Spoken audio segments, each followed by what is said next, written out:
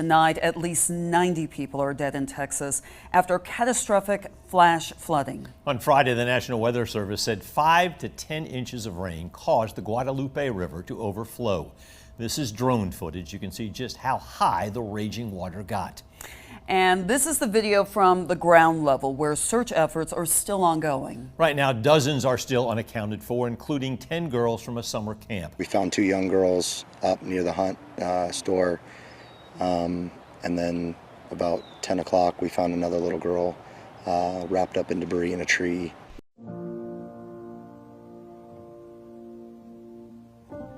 Because of the magnitude of this tragic event, people will instinctually want to look for something to blame, to help them grasp on to something that is beyond imagination. The question now is, where should the focus of the people's anger be aimed? Maybe the home's designs or infrastructure? How about the risk-reward of living near a high-prone, dangerous area? Or just maybe all the above? Let's start. Yes, reports from Kirk County indicate that many homes damaged or destroyed in the recent floods were not built to withstand such conditions, meaning they were not designed as flood-resistant structures, according to CBS News. This suggests that the severity of the flooding, combined with the lack of flood-specific design in many residences, contributed to the extent of the damage and the impact on the community. According to the same report, the fact that many homes were not designed to withstand floods meant they were more vulnerable to damage when the Guadalupe River and other waterways overflowed. Specifically, the rapid rise of the Guadalupe River, with water levels surging 20 to 26 feet in some areas, overwhelmed many structures not built to handle such extreme flooding, according to NBC News. This contributed to the extensive damage and loss of life during the flooding event.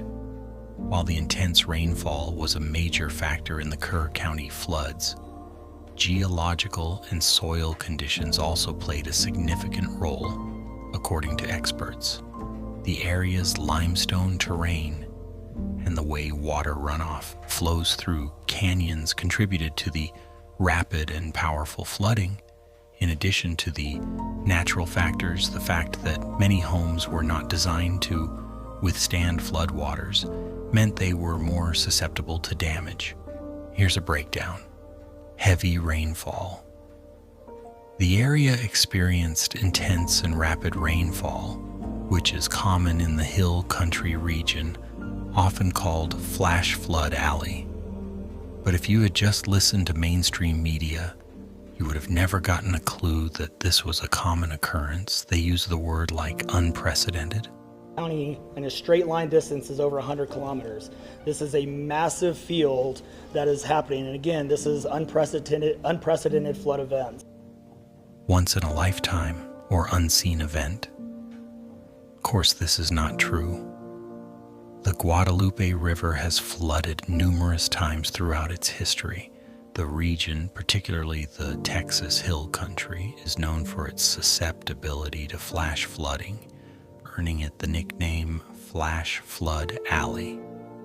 Major floods have occurred across nearly all sections of the river basin. Here's a more detailed look.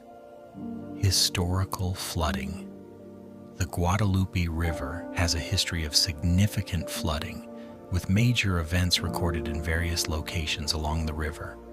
Examples of flooding: Seguin, Texas, has experienced numerous destructive floods, including in 1838, 1848, 1868, 1872, 1906, 1921, 1936, 1952, 1972, 1973, and countless other times the years following.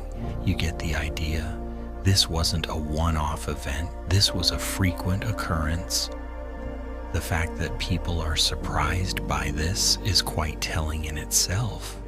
its commonplace history of how much this area is prone to floods.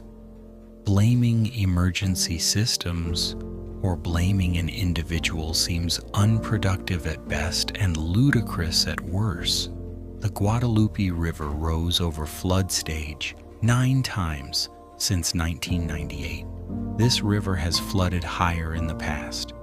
While the recent flood event on July 4th, 2025 reached record levels in some areas, historical data indicates that higher flood levels have been recorded previously.